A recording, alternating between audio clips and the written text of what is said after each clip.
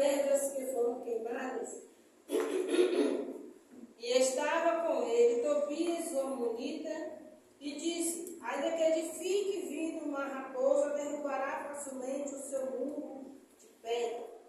Ouve, ó nosso Deus, que somos tão desprezados, e cai o seu opróbrio sobre a sua cabeça, e faz com que sejam um despojo numa terra de cativeiro.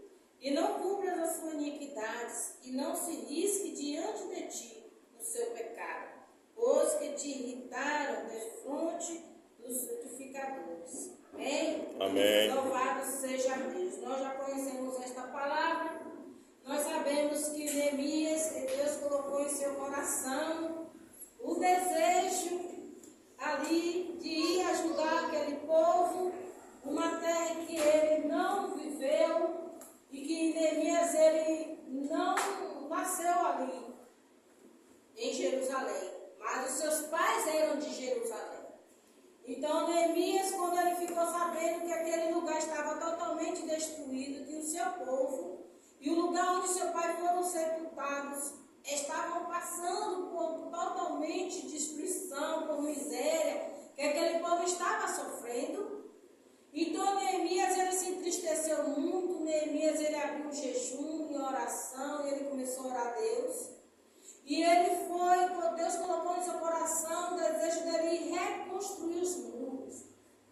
Mas quando Neemias começa a ir naquele lugar, começa a visitar aquele lugar, a olhar as coisas que estavam ali para que fosse preparado, a quem ele iria chamar para estar ao seu lado, junto com ele, ali na edificação dos muros.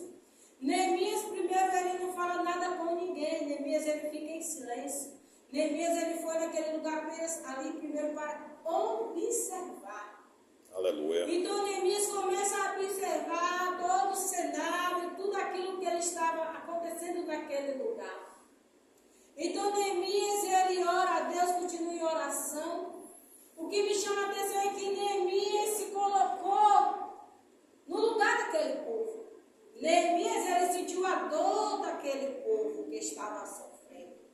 Porque ele simplesmente poderia dizer a seu irmão que ele está orando, e está orando a Deus para que Deus viesse restituir, restaurar aquele lugar. Mas Neemias, ao contrário,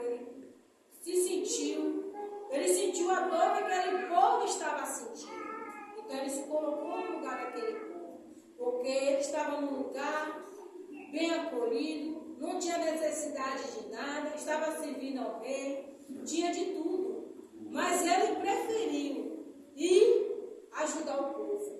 E ajudar aquele povo ali que estava sofrendo, passando ali por humilhação na mão de Sanbalate e Tobias, que eram, na época, os líderes daquele lugar. E eles não estavam fazendo nada para que aquele povo viesse a crescer, para que aquele povo viesse a ser restaurado aquele lugar.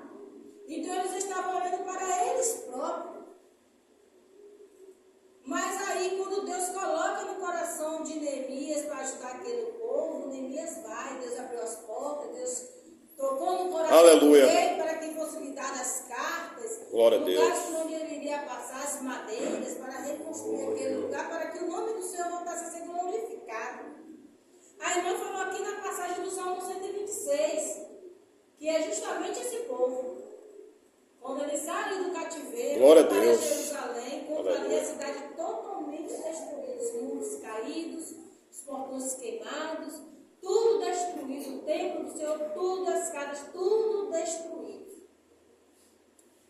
Mas aquele povo que estavam em comunhão e unidade com Neemias, eles não perderam a esperança. Eles, mesmo ali naquele sofrimento, eles decidiram, junto com Neemias, a trabalhar com o Senhor, a reerguer aquele lugar para que o nome do Senhor fosse glorificado em meio às lutas, aos choros, às desavenças. Porque Sanbalate, quando ele começou a ouvir que aquele povo estava ali se alegrando, trabalhando ali, edificando os muros, tapando as brechas, ele começou a se irar. Hoje não é diferente das nossas vidas, quando o inimigo ele percebe que eu e você estamos edificando o templo do Senhor, que somos eu e você, porque morada do Aleluia. Espírito Santo de Deus. Glória a Quando Deus. nós começamos a tapar as brechas, o inimigo ele começa a se irar. O inimigo começa a levantar pessoas até mesmo de dentro do templo para tentar paralisar a minha e você na nossa caminhada. Então o inimigo ele se ira.